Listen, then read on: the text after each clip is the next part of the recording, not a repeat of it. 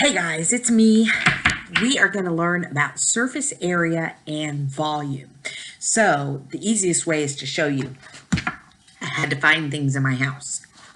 This is a box of, I don't know, cornbread mix, all right? If I wanted to color every single side of this box with purple paint, I don't know why I'm doing it, but if I did, that would be the surface area. It's covering every single side of something, okay? Now, volume is the amount of cornbread stuff that's in here.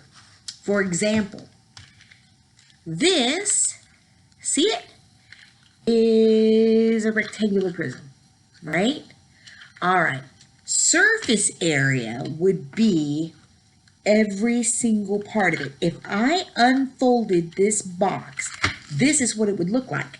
It would have two Papa rectangles, two Mama rectangles, and two baby rectangles.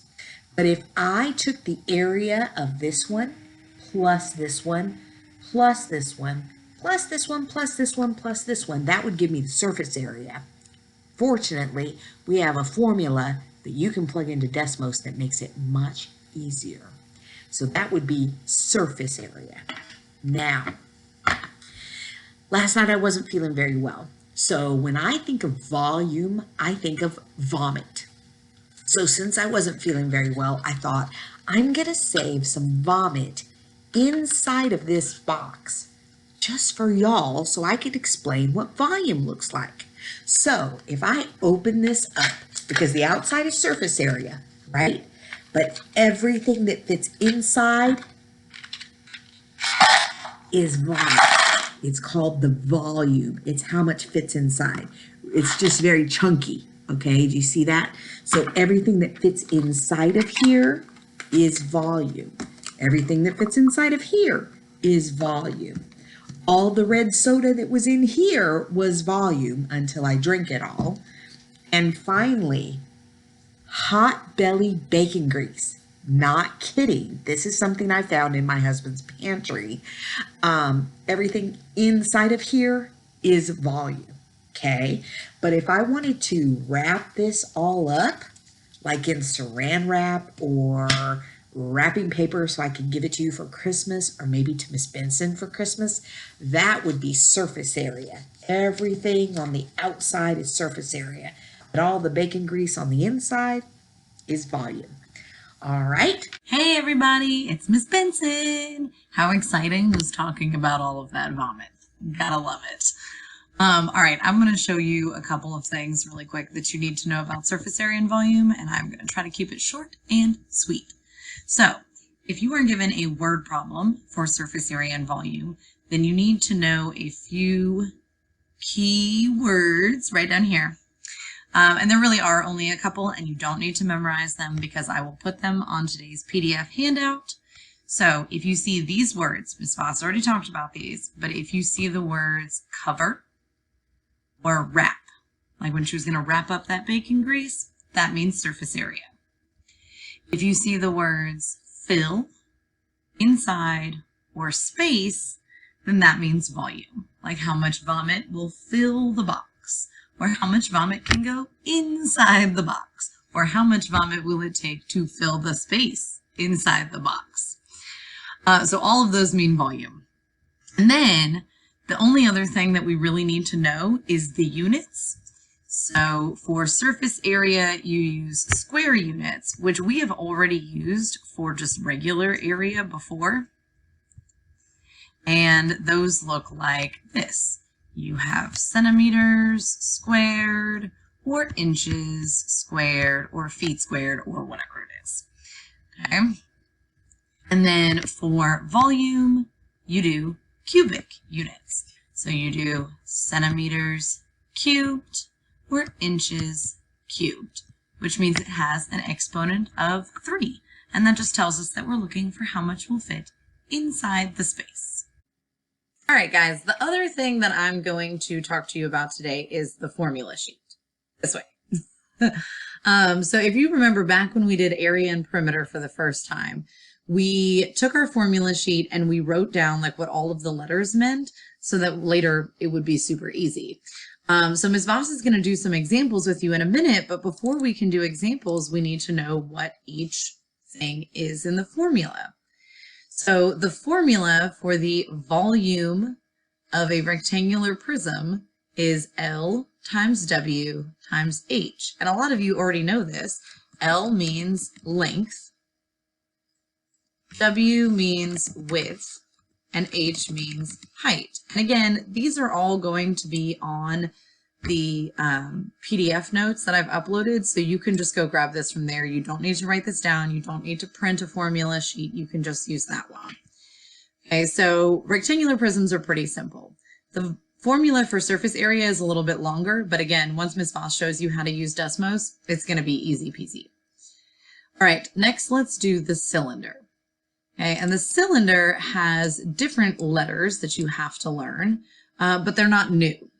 Okay, so it has R, and R you might remember from learning about circles, means the radius, and H means the height.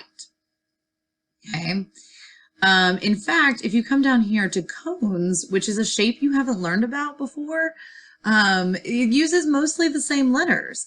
Cones are a circle on the bottom, so they also have a radius, and they also have a height. Now, the thing that's really important about this is that the height is the one that goes straight up and down. And we talked about that when we did triangles. Remember, you don't lean over crooked to get your height taken at the doctor. You have to be standing up straight. Which leaves this other weird side over here. Like, what could that L possibly mean? It doesn't mean length. In fact, it doesn't mean anything that starts with an L at all. That side that goes diagonal down the side of the cone, that is the slant height. So there is an L in it, but it feels like somebody just kind of made that up because they didn't feel like using the letter S. Okay, so that's what that little L means. If we hop over here, the last shape is the pyramid, and it has a couple letters that we've seen before. So we know that H is going to be the height. The L here is the same as the cone. It's the slant height. But the B and the P are different. And we're going to talk more about how you calculate what the B and the P are when we actually get to pyramids on Wednesday. But what B means is it means the area of the base. Okay, and I'm not going to stress you with what that means right now. We'll talk about it on Wednesday. I just want you to have all the information. And then P means the perimeter of the base. And again, we'll just talk about that stuff when we actually get to pyramids because it's not really worth confusing you about it now.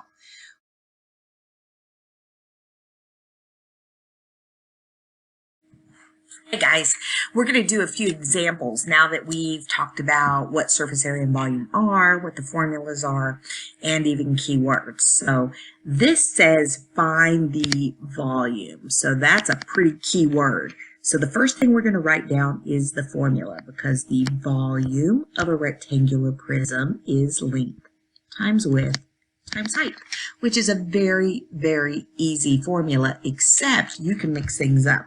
So let's make sure we're going to call that length, we're going to call that width, we're going to call that height.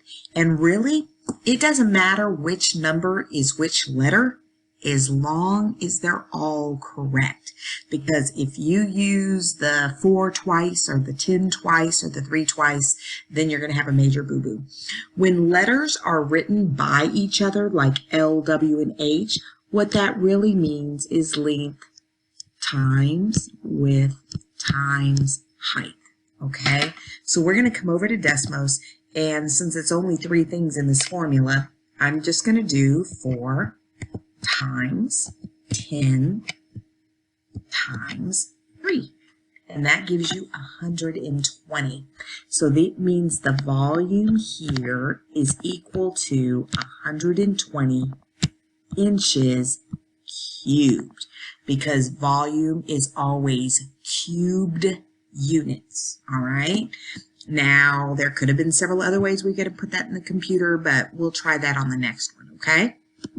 All right. This one wants us to find the surface area. Now this formula gets longer. It's not complicated, but it's definitely longer. So let's just put L, W, and H so we don't make any mistakes there.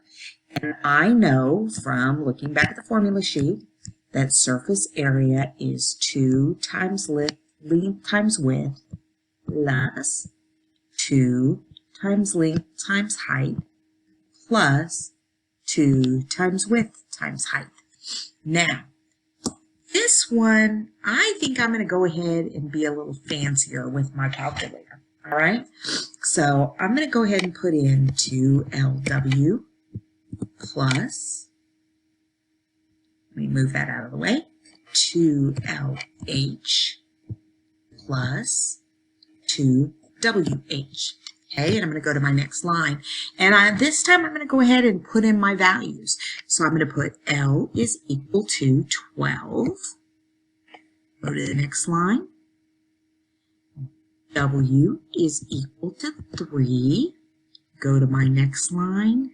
And H is equal to 5, because you saw how I labeled each one in my picture. So when I do that, I know that my surface area is equal to 222 centimeters squared. All right, guys, so I've got the last two problems right over here, and then we're all done with rectangular prisms. So this first one says, the pet store is filling up the fish tank with water.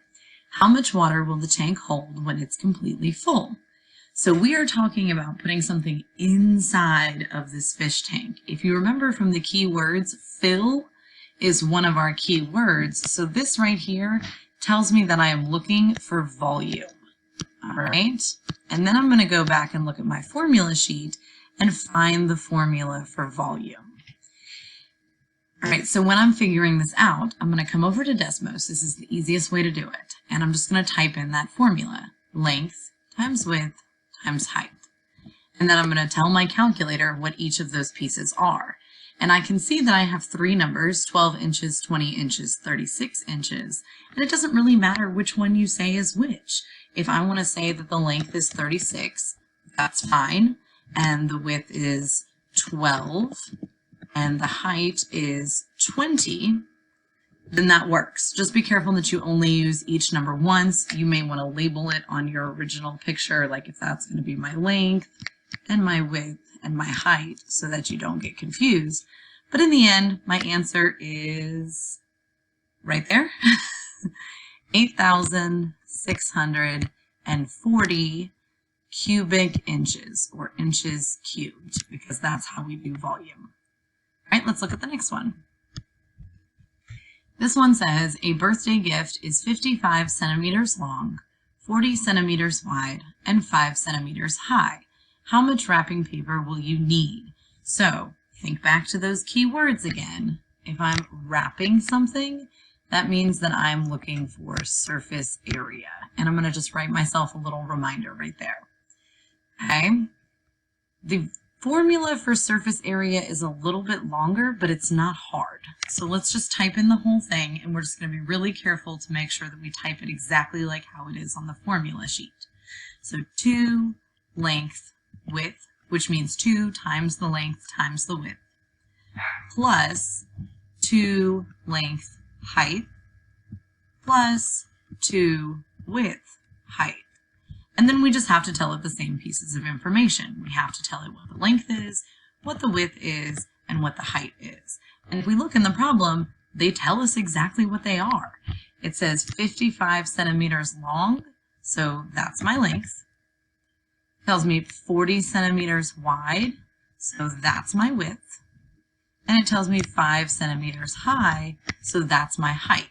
Again, if you put those in a different order, it's going to work fine. Just make sure you only use each of those numbers one time.